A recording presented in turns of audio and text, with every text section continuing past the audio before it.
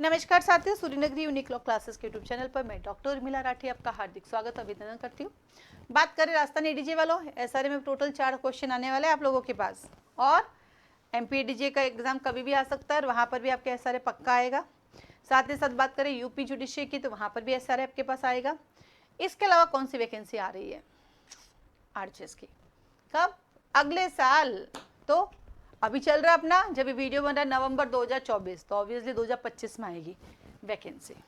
Exam पता नहीं, 2025 भी हो सकता है, 26 भी हो सकता है, 27 भी, किसी को भी नहीं पता। ऐसा क्यों बोला मैंने? क्योंकि 2021 के बाद एग्जाम 24 में हुआ ना, तो हो जाता है 1-2 साल का गैप, कहीं भी निकल जाता, पता ही नहीं चलता, राइट। चलिए इसी कड़ी में बात करते हैं एसआरए की। एसआरए क्या है? कई बार लोग शॉर्टकट पता ही नहीं होता एसआरए क्या है, नहीं पता ना, क्योंकि जब अपने कॉलेज में पढ़ाई की तो जो एसआरए एक सब्जेक्ट था ना, वो कॉन्ट्रैक्ट एक्ट जो था आपका, वो 2 भागों में डिवाइड था, कॉन्ट्रैक्ट फर्स्ट, कॉन्ट्रैक्ट सेकंड, ठीक है। फिर उसके साथ आपके पास 3 एक्ट थे, एक आपका एसआरए, दूसरा आपका था सेल ऑफ गुड्स एक्ट, और तीसरा था आपका पार्टनरशिप एक्ट। तो देखा जाए तो ये पांचों ही किससे जुड़े हुए? कॉन्ट्रैक्ट एक्ट से, क्योंकि कॉन्ट्रैक्ट एक्ट का जो चैप्टर 7 है वो सेल ऑफ गुड्स एक्ट है, और कॉन्ट्रैक्ट एक्ट का जो चैप्टर 11 हुआ करता तो पार्टनरशिप एक्ट था, वहां से निकल के 2 आ गए। अब कॉन्ट्रैक्ट जब आपने मैंने कॉन्ट्रैक्ट किया तो कॉन्ट्रैक्ट ब्रीच हुआ, तो कॉन्ट्रैक्ट ब्रीच हुआ तो बदले में क्या लेोगे आप? कंपनसेशन। क्या लेोगे? डैमेजेस। कैसे डैमेजेस? लिक्विडेटेड डैमेजेस, अभिनिर्धारित क्षतिपूर्ति। लेकिन ये तो क्षतिपूर्ति होगी, पर मुझे क्षतिपूर्ति नहीं चाहिए भैया, मुझे कंपनसेशन नहीं चाहिए, मुझे तो मेरी चीज ही चाहिए। उस केस में क्या करोगे? उस केस में फिर एसआरए के पास आओ। तो जब कभी भी आपके मेरे बीच में कोई कॉन्ट्रैक्ट ब्रीच होता है, तो ब्रीच के बदले में अगर आप कंपनसेशन के लिए रेडी हैं तो आप सीपीसी में जाइए, बट आपको तो वही चीज चाहिए जिसके लिए ब्रीच हुआ है, तो उसके लिए आपको फिर स्पेसिफिक रिलीफ एक्ट एसआरए में आना पड़ेगा। जब आप स्पेसिफिक रिलीफ एक्ट पढ़ते हैं तो उसको 2 पार्ट में डिवाइड किया हुआ आपने देखिएगा, जिसमें एक तो बात करता है परफॉर्मेंस ऑफ कॉन्ट्रैक्ट की, और एक बात करता है प्रिवेंटिव रिलीफ की। ये क्या होता है दोनों, देखिए इसका एक सिंपल एग्जाम्पल देती हूँ। एक लड़की है जो गाना गाती है, उसका वो ना भजन गाती है, गाना गाती है अच्छे, तो उन्होंने आपके साथ कॉन्ट्रैक्ट किया कि वो अगले 1 साल तक आपके यहाँ पर आपकी होटल में गाना गाएगी। उनका काफ़ी नाम है, उनकी वजह से आपका रेस्टोरेंट चलता है, लोग आपके पास आते हैं।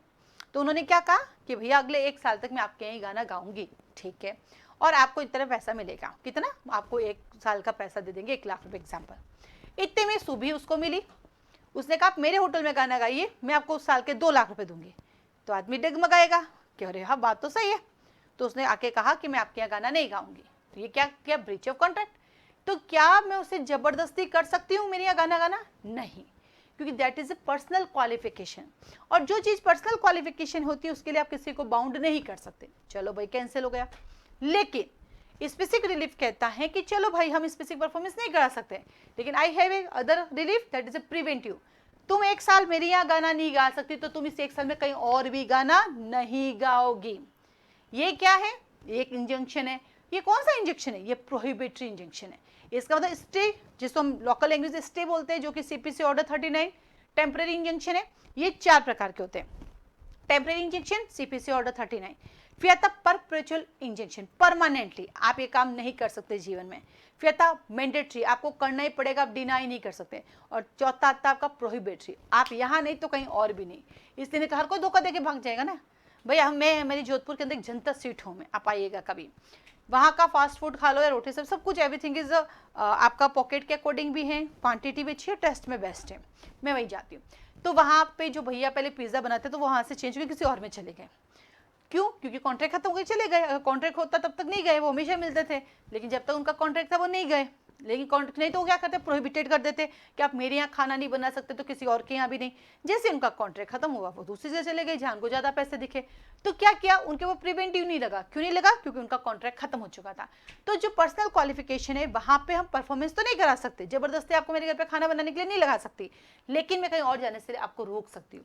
तो ऐसा आपको 2 रिलीफ देता है, एक आपको वो चीज़ दिलाने की, दूसरा वो चीज़ नहीं मिलती तो उसको आगे प्रिवेंट करने की, ठीक है। एसआरए क्या है? एसआरए एक प्रोसीजर लॉ है। किसका प्रोसीजर लॉ है? एसआरए सिविल का प्रोसीजर लॉ है। किसका प्रोसीजर लॉ है? एसआरए सिविल का प्रोसीजर लॉ है, ठीक है। अब हमारे पास 2 ऑप्शन है, एक सीपीसी और एक एसआरए। क्या दोनों में साथ साथ जा सकते हैं? हाँ, आप कभी कभी ऐसा सिचुएशन आएगा आपकी लाइफ में, आप दोनों में एक साथ जा सकते हैं, और सेक्शन नंबर 10 सीपीसी रेस सब जुडिस नहीं लगेगा। सेम मैटर में आप सीपीसी जा सकते हो, सेम मैटर में आप एसआरए में आ सकते हो। सेक्शन 10 सीपीसी नहीं लगेगा, रेस सब जुडाइस नहीं लगेगा, जो कि दोनों सिविल नेचर के केस हैं और दोनों की हियरिंग की जाएगी। ये कैसे? Section number 6 sub section number 4, इसकी डिटेल समझने के लिए क्लासेस ज्वाइन करें, है ना, अधिक जानकारी के लिए क्लास बता रहे। चलिए आगे बढ़ते हैं। एसआरए कहता कि मेरे पास टोटल 3 पार्ट है, टोटल 8 चैप्टर है। मेरे पास सेक्शन 42 है, पर एक गड़बड़ भी है। आप जाके देखो 2 रिपील हो गए तो 44 है। ऐसे जब हम कोई भी एक्ट पढ़ते हैं उसके बीच में जो रिपील होते हैं, जैसे कॉन्ट्रैक्ट एक्ट है, उसका चैप्टर 7 रिपील है, पर हम बोलते तो 238 ही है, बीच वाले उड़ाए थोड़ी ना, तो इसलिए सो मेनी कन्फ्यूजन है। बाकी एग्जिस्टेंस में 42 है। कमिटमेंट इसका फर्स्ट मार्च 1964 को हुआ है। फिर आता सिग्नेचर इसके ऊपर कब हुए थे? इसके सिग्नेचर हुए थे 13 दिसंबर को, 13 दिसंबर 1963 को है, और इसका एक्सटेंड होल ऑफ इंडिया में है। 1963 में जब ये बना था तब ये सिर्फ इंडिया में अप्लाई होता था, other than Jammu and Kashmir, but 31 अक्टूबर 2019 के बाद अब पूरे इंडिया में भी अप्लाई होने लग गया। ठीक है, कोई डाउट नहीं। अब ये 3 पार्ट में डिवाइड है। पहले हमारे पास जो इंडियन एविडेंस एक्ट थी वो भी 3 पार्ट में डिवाइड थी। अब हमारी भारतीय साक्ष्य अधिनियम बन गई, वो 4 पार्ट हो गए अब उसके। ठीक है, ये 3 पार्ट में डिवाइड है। पार्ट नंबर 1 कहता है प्रीलिमिनरी, ये कहता है मैं सिंगल हूँ, मैं इस पे भी अप्लाई हो जाऊंगा, मैं आपके इस पे भी अप्लाई हो जाऊंगा, इसलिए मैं अलग ही हूँ। 1, 2 का 4। सेक्शन 1 कहता है मैं शॉर्ट टाइटल हूँ।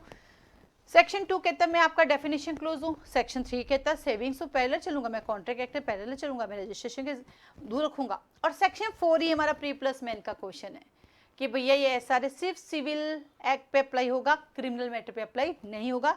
आरजीएस में 2013 का क्वेश्चन आ चुका है, प्री में हर बार आता रहता है। ठीक है, अब आता है part number 2 specific relief 5 to 35 है, जो कि 6 चैप्टर में डिवाइड है। चैप्टर नंबर 1 कहता है रिकवरी ऑफ पोजीशन, मुझे मेरा प्रॉपर्टी का पोजीशन दे दो। अब देखिए प्रॉपर्टी से रिलेटेड 2 प्रकार की प्रॉपर्टी, मूवेबल और इमूवेबल। जब आप पढ़ेंगे तो आप देखेंगे सेक्शन 5 और सेक्शन 7। सेक्शन 5 और सेक्शन 7 के तक जब भी तुम्हें प्रॉपर्टी के लिए तुम्हें जो भी रिकवरी करनी है, जो अगर डैमेजेस आपको लेना है, रिलीफ लेनी है, कंपनसेशन लेना है, आप सीपीसी में जाइए। लेकिन सेक्शन नंबर 6 और सेक्शन 8 कहता है वही चीज आपको चाहिए, फिर से वही तुम्हारे पास होनी चाहिए, तो ऐसा कहता है मेरे पास आई है। तो recovery of position section 5 to 8, 5 to 6 कहता है मैं इमूवेबल हूँ, और 7 to 8 कहता है मैं मूवेबल हूँ। चलिए फिर हम करेंगे परफॉर्मेंस ऑफ कॉन्ट्रैक्ट। तो चैप्टर 2 के आ जाइए, आपका जो भी कॉन्ट्रैक्ट है उसका परफॉर्मेंस करवा देते हैं हम, जो बात करता है सेक्शन 9 से लेकर 25 तक। जब 9 से 25 करोगे तो सेक्शन 9 कहता है डिफेंडेंट अपना डिफेंस ला सकते हैं। 10 से लेकर 13 के तक इन कॉन्ट्रैक्ट का तुम परफॉर्मेंस करवा सकते हो, 14 के तक इसका तुम परफॉर्मेंस नहीं करा सकते। 15 से लेकर 19 के तक कौन परफॉर्मेंस करा सकता है, कौन नहीं करा सकता है, किसके अगेंस्ट कराया जा सकता है। ठीक है, फिर चैप्टर सेक्शन नंबर 20 जो आता है 20 से लेकर 24 कहता है सब्सटीट्यूशन, क्या होता है सब्सटीट्यूट करने का भी एक नया अमेंडमेंट हो गया है। पहले तो कहता था 20 कोर्ट का डिस्कशन पार है कॉन्ट्रैक्ट का परफॉर्मेंस कराना नहीं कराना। Now after amendment 2018 20 is a mandatory. अब जब भी आप एसआरए में आएंगी तो कोर्ट को परफॉर्मेंस कराना पड़ेगा, कोर्ट डिनाई नहीं कर सकेगी, जो कि हम पढ़ेंगे 20 से लेकर 24 तक। और देन 25 बात करता है अवार्ड्स की, आर्बिट्रेशन अवार्ड के बारे में है, जो कि हम पढ़ेंगे। देन आता है हमारे पास chapter number 3 rectification of instrument. पहले हम इंस्ट्रूमेंट बनाते हैं और फिर हम उसको रेक्टिफाई करते हैं। इंस्ट्रूमेंट में क्या होता है, कई बार हमारे को म्यूचुअल मिस्टेक हो जाती है ना, जिसकी वजह से हमारा कुछ रह जाता है, कुछ फ्रॉड हो जाता है, हम चाहते हैं चलो ठीक कर लेते हैं। तो instrument means a document. Instrument की एक्चुअल डेफिनेशन आपको पढ़नी तो राजस्थान स्टैम्प एक्ट में जाना। इंस्ट्रूमेंट एक डॉक्यूमेंट होता है जो कि आपको राइट क्रिएट करता है, आपके राइट को लिमिटेड करता है, आपके राइट को एक्सटेंड करता है, इवन तो आपको राइट को छीन भी लेता है। जैसे कि ये प्रॉपर्टी आज से आपकी हुई, इंस्ट्रूमेंट के थ्रू डॉक्यूमेंट बनाया, यस आप इस प्रॉपर्टी में लाइफ टाइम रह सकते। इट्स मीन मैंने आपके राइट को लिमिटेड कर दिया, आप आगे ट्रांसफर नहीं कर सकते, सेल नहीं कर सकते।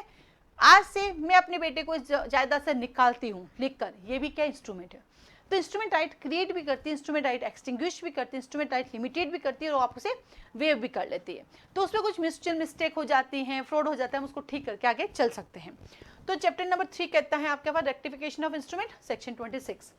फिर आया कॉन्ट्रैक्ट, हम इतनी देर से कॉन्ट्रैक्ट की बात करें, कॉन्ट्रैक्ट को कैंसिल करते हैं। तो आता है chapter 4 registration of contract, contract का विखंडन करते हैं 27 से 30। अब जो हमने इंस्ट्रूमेंट बनाया चैप्टर 3 में वो आपको पसंद नहीं आया, तो चैप्टर 5 में हम इंस्ट्रूमेंट को भी कैंसिल कर देते हैं 31 से लेकर 33 तक। अब जब सब कुछ हो गया तो हम डिक्लेरेशन करवा देते हैं 34 से 35। 34 में किस चीज़ की डिक्लेरेशन होगी, 2 चीज़ों की, एक आपके लीगल राइट की और एक आपके प्रॉपर्टी के राइट की। हो गई डिक्लेरेशन खत्म।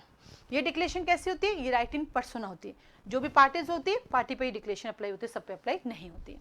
तो ये था हमारा स्पेसिफिक रिलीफ जो थी हमारी, ये उससे रिलेटेड थी।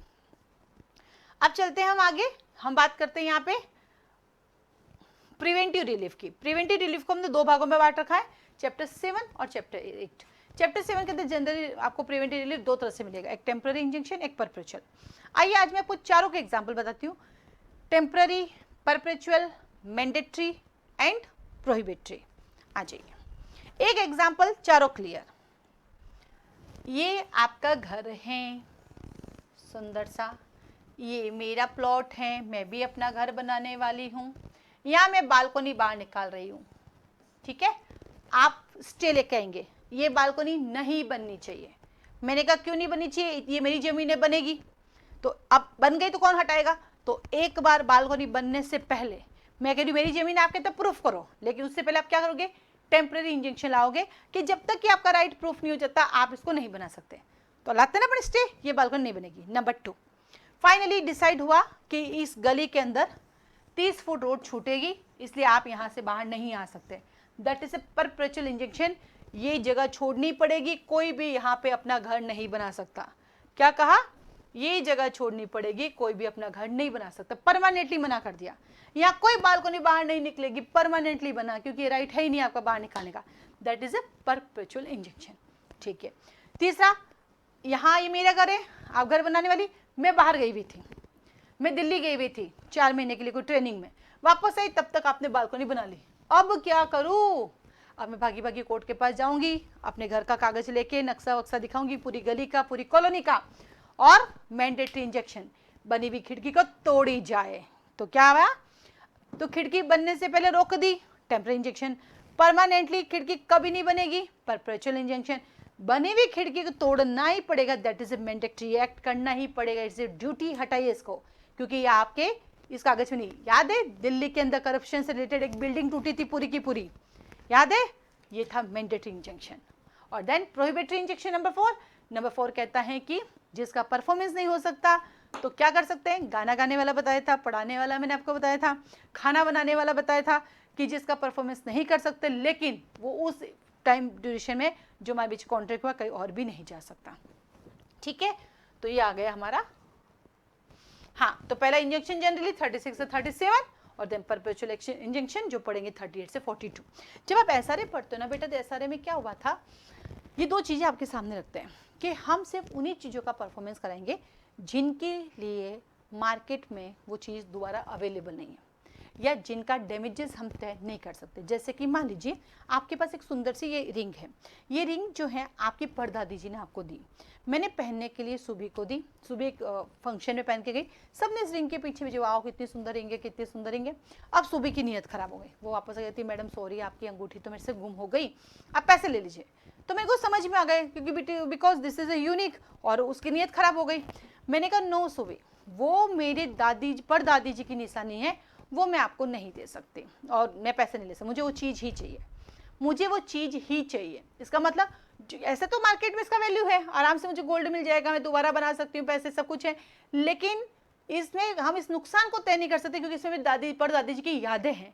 तो क्या कहता है, जिनका हम ये स्टैंडर्ड तय नहीं कर सकते कितना डैमेज हुआ, उसी का परफॉर्मेंस होगा, या फिर उन चीज़ों का जो मार्केट में इजीली अवेलेबल नहीं होती है। तो ये बात हम पढ़ेंगे सेक्शन 8 में। बिल्कुल ये की बात सेक्शन 20 में भी थी हमारे, ठीक है, ये की बात हमारे सेक्शन 10 में भी थी हमारे, लेकिन एक अमेंडमेंट हो गया। अमेंडमेंट के बाद उन्होंने कहा भैया स्पेसिफिक परफॉर्मेंस होगा अगर बंदा आगे डिमांड करता है, चाहे मार्केट में वो इजीली अवेलेबल हो या नहीं हो, चाहे उसका स्टैंडर्ड तय हो सकता है चाहे नहीं हो सकता है, उसका डैमेज तय होता है चाहे नहीं। आफ्टर 2018 अमेंडमेंट अब हर चीज़ का स्पेसिफिक परफॉर्मेंस हो सकता है, चाहे उसका मार्केट वैल्यू है या नहीं है, क्योंकि वो बंदे के ऊपर डिपेंड करता है कि उसको पैसा चाहिए, इस पे परफॉर्मेंस चाहिए तो आपको करना पड़ेगा। तो जो पहले डिस्कशन पार्ट था कोड का 20 के अंदर, वो अब मैंडेटरी पार्ट हो गया, ठीक है। तो ये एक एसआर है जो हमारे फाउंडेशन बेस में भी आज से स्टार्ट हुआ है। आप चाहे तो सिंगल एसआर भी ले सकते हैं सब्जेक्ट वाइज, आप चाहे तो पूरा फाउंडेशन बेस ले सकते हैं। हमारे यहाँ पे ऑनलाइन ऑफलाइन दोनों क्लासेस अवेलेबल है, बिल्कुल रिकॉर्डिंग भी अवेलेबल है। जैसे क्लास हो जाती है तो मोस्ट ऑफ टाइम हाथों हाथ अपलोड कर लेते हैं, कोई टेक्निकल एरर हो जाती है तो टाइम लग जाता है। ऑफलाइन भी क्लासेस ज्वाइन कर सकते हैं, जोधपुर में हमारा एस्टेब्लिश है, राजस्थान जोधपुर में हमारा कोचिंग है, आप आराम से आके ज्वाइन कर सकते हैं। आसपास आपको रहने के हॉस्टल मिल जाते हैं जो आप भी को सर्च करने होंगे। ऑनलाइन भी ले सकते हैं, 2 वे कम्युनिकेशन है, मुझे मेरे पढ़ाने के तरीके में और समझाने में ऑनलाइन ऑफलाइन में कोई डिफरेंस नहीं है। बस ये है कि आप घर पे नहीं पढ़ सकते, आपको लगता है कि घर में टाइम वेस्ट होता है, तो आफ्टर दिन आप जोधपुर ज्वाइन करें। बाकी मेरे पढ़ाने में कोई ऐसा है ना डिफ्रेंशिएट नहीं है कि आप घर बैठ के पढ़ोगे तो अलग मिलेगा, यहाँ अलग, दोनों इक्वल है। बस ये है कि घर से दूर है कि आपको पढ़ने की आदत है, आप याद कर सकते हैं, तो आफ्टर आप जोधपुर पढ़ा है, बाकी सेम टू सेम ही है। फाउंडेशन बेसिस अवेलेबल है, जो भी स्टेट का आपको चाहिए, हायर जुडिशियल से लेकर लोअर जुडिशियल तक। पूरे इंडिया का लेते हैं तो उसकी एक फीस होती है, पर्टिकुलर स्टेट लेते हैं तो उसकी अलग फीस होती है। इसकी क्वारी के लिए आप मुझे कॉल मैसेज कर सकते हैं, आपको एक वीडियो मिलेगा, वीडियो में पूरा का पूरा आपकी क्वारी क्लियर कर रखी है, कैसे फीस सबमिट कर सकते हैं, इंस्टॉलमेंट में हो सकती है, एक साथ हो सकती है, कैसे दे सकते हैं, सब्जेक्ट वाइज कैसे ले सकते हैं, सब कुछ है। उस वीडियो को देख लीजिए, आपको जो पैम्पलेट चाहिए उसे ले लीजिए। उसके अलावा आपकी कोई क्वारी तो मुझे कॉल मैसेज कर सकते हैं। आज के लिए धन्यवाद।